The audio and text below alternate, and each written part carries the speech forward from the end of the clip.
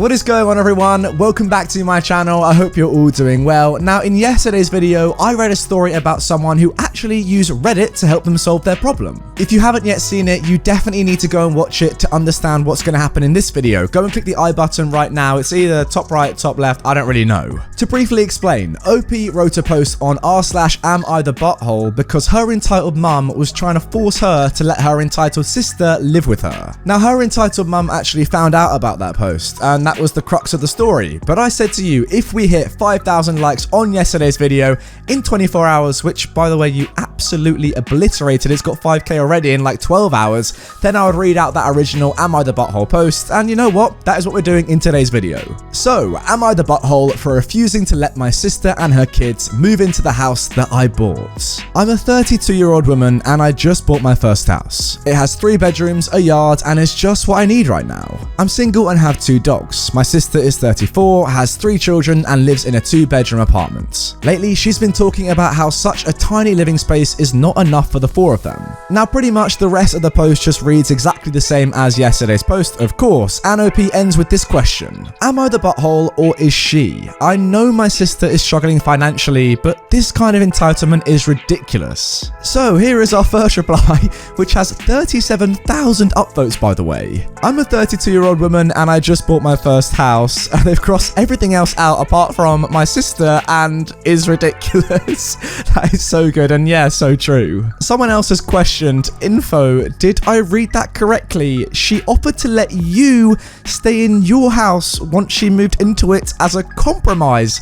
A house that you paid for. Yes, earlier her intention was for only her and her kids to live there, and I would live somewhere else. I mean, guys, I'm reading this through, and yeah, it's absolutely mental, isn't it? Definitely not the butthole. Do not let her move in, even temporarily. I made the mistake of allowing my mum and little sister to move in with me when I bought a large house, and it was one of the worst mistakes of my life. The stress they will put on you and the total disregard they will have for your house will cause nothing but issues. I'm backing this up. One of my best friends allowed her brother and his girlfriend to move into her home's basement apartment against their better judgment. In over a year, they almost never paid the $600 in rent they were supposed to. They claim never to have any money because she refused to get a job. Then they got a $1,000 puppy that wasn't allowed.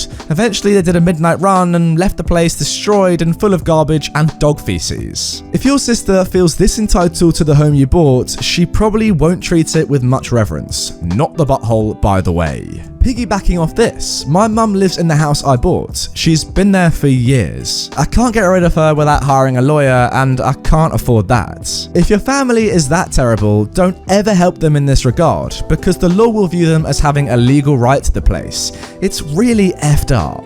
And finally, not the butthole. She made her life choices, you made yours. She cannot expect you to now pay for hers. You went above and beyond by offering her money to upgrade. She should not expect you to sacrifice your personal freedom so she can benefit. And yeah, guys, in my personal opinion, this is quite clearly cut and dry. OP is certainly not the butthole, and I think these comments are completely correct.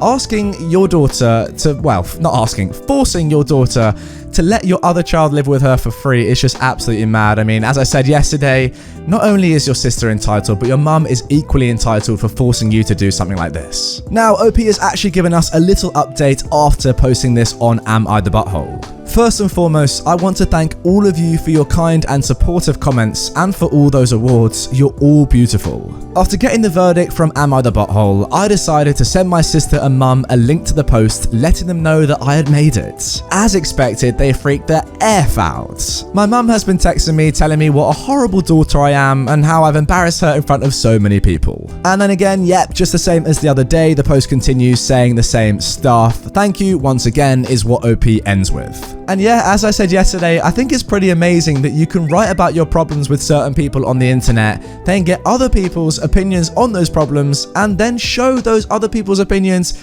on the problems to the people who gave you the problems in the first place, if that all makes sense. I think it's pretty crazy. In this situation though, you've obviously massively embarrassed your entitled mum, as I said yesterday, and on top of that, your entitled sister. Making them think twice about what they're really doing here is just an amazing thing to have done, and it wouldn't have been possible without Reddit and without this subreddit. Anyway, we've got a bit of time left in this video, so let's crack on with a couple more Am I the Butthole stories. Am I the butthole for FaceTiming my wife in the store? I, a 42-year-old male, got a call from my wife, who was 40, when I was getting off work, and she asked me to pick her up some pads from the store. I asked her to send me a text with a picture of the ones she uses to make sure I got the right kind. I get to Walgreens and I cannot find the kind she texted me, so I FaceTimed her in the pad aisle and was showing her the section where her brand is to see if I could find another kind. About 30 seconds in, a woman comes up to me and tells me I am being inappropriate and she was going to report me. Mind you, my wife is on video with me this entire time. I tell my wife to text me a backup pad that I could get for her and end the call. Right as my wife is texting me, a man, the store manager, and a female clerk come up to me with the woman behind them, and he asks what I am doing and that he got a complaint that I was behaving inappropriately. I explained that I was there to buy pads for my wife and couldn't find her brand. I told him that since I didn't see it, I called her on FaceTime. The woman then starts shouting that I was taking pictures of her and I was lying. I showed the manager the text from my wife and I told him I just wanted to get my wife her pads and leave. Yeah, I mean, I'm not gonna lie, if you're a man, you don't really want to be in that section for too long. It's probably a little bit weird. The manager and the woman went up to the front of the store, and the whole time she is screeching to him that he needs to call the police and have me arrested for being a pervert. The clerk stayed behind and asked if she could help me find what I needed. I agreed. I showed her the box my wife texted me and they were out. She then said that this other pad in the same brand would work just as well. I texted my wife a picture of the pads the clerk picked out and she said they were fine. I paid for the pads and left, and when I got to the car, I cried. A grown man crying in his car. I have never felt more embarrassed and humiliated in my life. When I told my wife what happened, she went pale and hasn't stopped apologizing to me.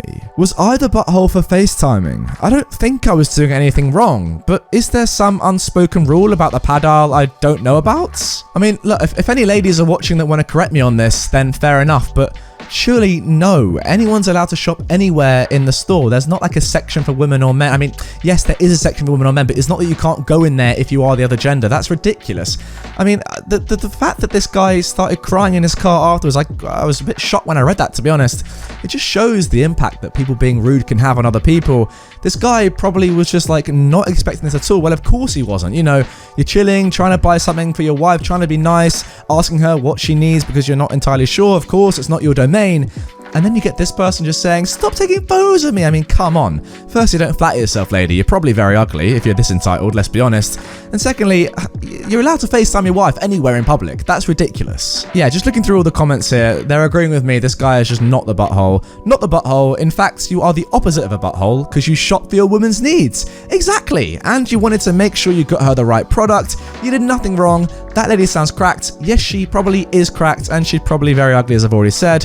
And she probably is very jealous of your life that you have with your lovely partner and the fact that she almost definitely doesn't have one, because who would marry that? Let's be realistic. Now for our next post, am I the butthole for allowing a dad to humiliate his son in my class? I teach 5th grade, which is usually a hit or miss in terms of behaviour. I have one student, Calvin, who is quite disruptive. He's the class clown, except it's not cute. The other day, he climbed on top of the tables in the library and started dancing when he thought I wasn't looking. Yeah, but that's quite funny, isn't it? Anyway, I've tried different ways to work around it, including, but I feel like I can no longer be Mr. Nice Guy. I assume that his parents spoil him, so I was hesitant to talk to them because they seem like a lost cause. The kid had his own driver. But boy, was I wrong. I did speak to his dad, who was furious. He brought him to me and apologized. He said if he ever got a bad report like he did with the library, then he would sit with him in class like he was a baby. That threat seemed to get Calvin's attention, but seemed empty. I mean, the dude doesn't even have time to drop his kid off at school. Things were fine for a while. Then he started up with purposely giving stupid answers when I called on him. I pulled him to the side and asked him if he wanted his dad to babysit him in school, and he said no because his dad wouldn't do it because it would embarrass him. So I emailed his dad and he asked if he could sit with him in class. Calvin didn't know it was going to happen and kept telling his dad to go. His dad stayed with him all day and Calvin hated it. He micromanaged, bossed and snapped at him all day. I think the worst part was having his friends laugh at him. Now Calvin did cry a few times. His dad was like the boss from heck. Ever since then, his behavior has improved. And I know people will ask why I wasn't more hands-on with discipline. This is a 25 to 35k a year private school. A lot of the parents are famous entertainers and there is a long wait list to get in. Things are very different than a public school. Oh, this is such a tough one. I genuinely am leaning like 50. I've literally spent the last like 5 minutes thinking about this one and reading through the comments. I'm 50-50 on this one because there are reasons why OP is the butthole and there are reasons why this probably was a good idea. Let's start with the reasons why I think that he actually was a butthole in this situation. So first of all, I don't think that humiliation is an effective teaching tool, and therefore I think that the teacher and the dad, to be fair, are both buttholes in this situation. To be honest, the fact that this father was so keen to implement this strategy, that was his first thought, suggests that he doesn't really have great parental skills with his kid, or maybe doesn't even have much of a relationship with his kid at all. I know personally that my parents would never do something like this. I think they would probably think it's highly embarrassing and not an effective way of, getting the best out of a kid. It should be the teacher's job to try and discipline a student in the best way they think. They're trained for that. And yeah, the guy's paying 25 to 35k a year for school, which is obviously a crazy amount of money, but that's not just, for academic reasons. School is not just to get clever. It is also to teach you how to be, a reasonable and genuine human being with good morals. And I think that is part of the teaching, isn't it? For me personally, I was a class clown for the longest time in school. I genuinely was. You may not believe that, but I genuinely was. And I remember I would get on with teachers super well until I would do something that was just a little bit too much, and then our relationship would just, crumble. To be fair, I had a couple of very bad relationships with a few teachers, if I remember correctly. But yeah, I wasn't trying to be malicious. I just, didn't know where the line was, and I took it too far, to the extent that I probably, in the end, annoyed people around me who were just trying to learn. And I think that I've now learned that is not the best way to be with people, just in general. You can have a bit of fun, but don't take the piss. But I think that this person just needs to learn that as well. Calvin, 5th grade, I don't know how old that is, to be honest. It's a young kid, right? It's not an old kid. It's not anywhere near, finishing school. And I think that over time, with just good teaching, he will learn that. It's not the best idea to be such a loud class clown and just take the mick out of teachers. But alternatively, from the other perspective, now I've got to try and relate this to my own, life as a student in class when I was a young person. I think at some point it is worth being disciplined, and it clearly had the desired effect for the teacher and for the, the rest of the classmates. The kid, Calvin, was quieter and probably did study better after this, but he was humiliated, he was embarrassed in front of everyone. I don't know, was that the right thing to do? It's a tough one. Objectively, everyone else around him probably was able to learn better, and so was Calvin, so maybe in that situation you could say, yeah, it was a good thing. But overall, I don't know, I'm not sure how I feel about this. I think there are better methods to get someone to act morally in a situation like this. Remember guys, this is a young kid, as I've already said. He's gonna learn. And there you go. Those are my opinions on the stories. What do you think? Comment down below. It's all about you guys, because, I'm just one person and I'm trying to freestyle this in front of the camera. These what I'm saying might just be a load of rubbish, and feel free to disagree with me.